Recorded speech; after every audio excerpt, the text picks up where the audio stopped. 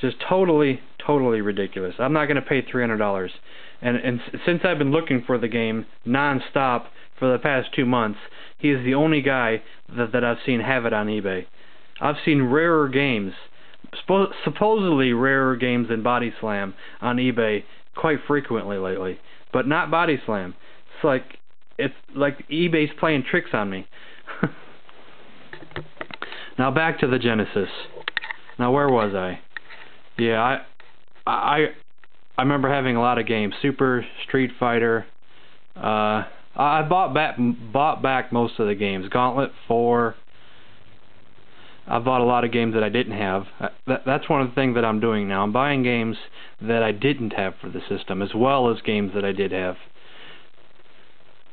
I was going to start collecting games for the Genesis, but I've decided not to do that. I've decided I don't really want to just buy all the games for a system.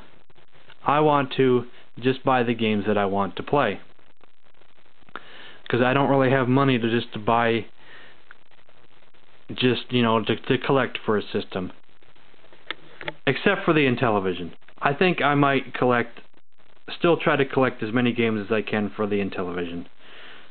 Then I would probably do the Atari 2600, because especially since I bought that big lot of games, it'd probably be impossible for me to buy every Atari game known to man. There's just too many out there. Probably twice, 3 times, maybe 4 times as many games that was made for the Intellivision. The NES would be a cool system to collect for as well, just because the cartridges look so cool on the shelf. Now my next system was the PS1,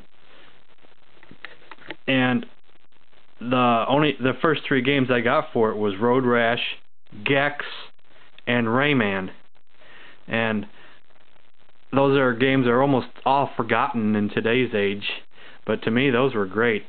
It was new graphics and everything. The state-of-the-art graphics at the time. I was in awe once again. It's like, wow. I was in awe of Rayman. I was in awe of just Gex, because I jumped from this over to this. That was like a huge jump in graphics. Probably one of the biggest jumps, except for maybe the Atari to the NES. And today's systems, you can arguably say that there's a huge difference between the PS3 and the PS2, but I don't think it's as much of a jump as some of the older systems to the other systems, like the Genesis to the PS1.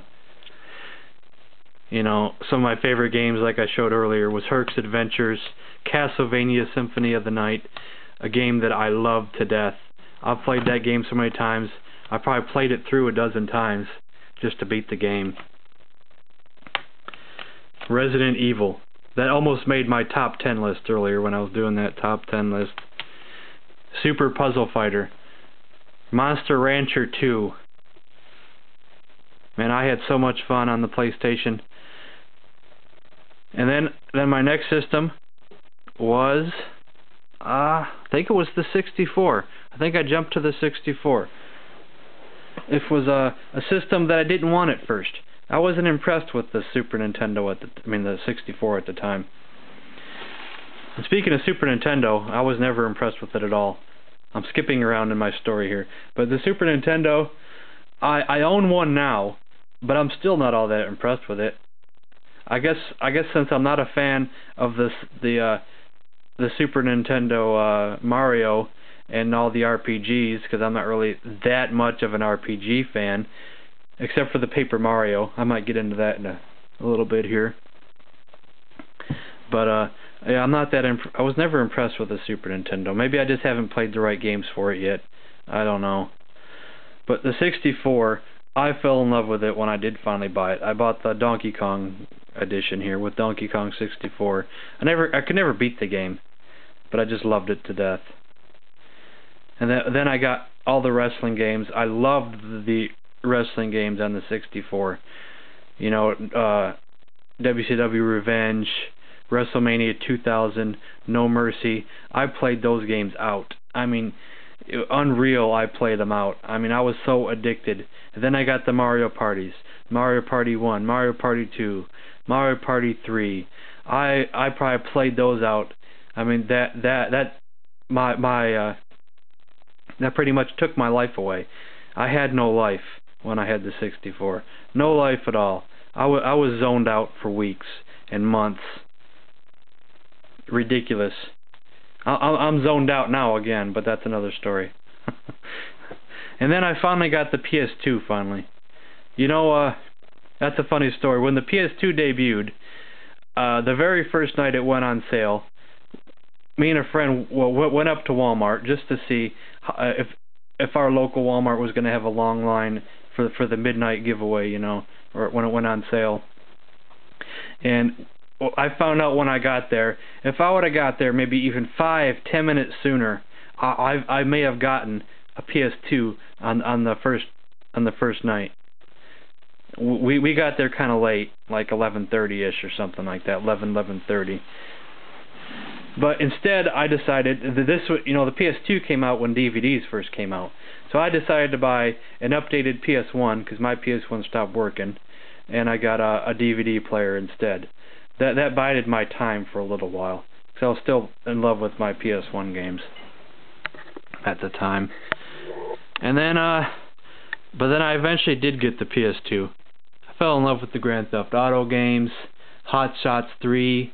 I had Crazy Taxi. Well, I still have all those games. I don't think I've sold only but one of my PS2 games. I don't even have that many PS2 games, really. But just the few that I had, I was in love with. I mean, I played all 3 of the Grand Theft Auto games. Grand Theft San Andreas is probably one of my favorites of all time. I loved Grand Theft Auto 3 as well. Wasn't as big of a fan as Vice City. And then I got the GameCube. And I love that too, you know, the Paper Mario games. I love the Paper Mario games. Probably the only RPG that I've ever liked, except for maybe Shadowrun on the Genesis. Probably the only 2 RPGs that I've ever owned that I've liked. Because I'm not that much of an RPG kind of guy. But Paper Mario just took me to another world. I finally played Paper Mario for the first time last year. I bought Paper Mario: The Thousand Year Door, and automatically I put it in my top 5 list of my favorite games of all time. And that is unreal, isn't it? I love the game that much that I put it up there with Castlevania Symphony of the Night, Burger Time, and all my favorite games ever. I loved this game so much, so I had to buy the original after that. And now I'm into the retro gaming thing all over again, you know. I spent my tax money. I got the Atari 2600. I bought the ColecoVision. I got the ECS thing. I bought the all kinds of add-ons to my ColecoVision. I bought the Atari 7800. I'm buying games out the ass. More games than I can afford. Now I'm broke. And I still can't stop buying, but, well, I sort of have stopped buying a little bit. I'm still got my eye out for certain things, but I really got to stop buying. I for the most part have, but it's just so tempting. Even when I don't got the money, when I see something, the temptation to not buy it is just killing me. But I'm probably more into retro gaming now than I ever been. I bought so many Atari 2600 games. I'm starting to buy all the Atari 7800 games, as much as I can find. Same thing for the ColecoVision. The ColecoVision games are kind of expensive. There are some common ones, but a lot of them are uncommon. I found, besides the rare Atari games, that this is one of the more expensive systems to buy games for, was the ColecoVision. But I'm falling in love with the ColecoVision as well. But I'm really falling in love with the 2600. I'm telling you. Like I said in the other video, I think it's now tied for my favorite system of all time with the Intellivision. Because I'm so addicted to Centipede. I'm so addicted to Breakout. The games, they're not graphically, you know, the Intellivision is graphically superior, but those Atari games are just so darn addicting. It's ridiculous. Well, I could probably do a whole nother video, but I better stop here. But that was my history as a retro gamer. So thanks for watching.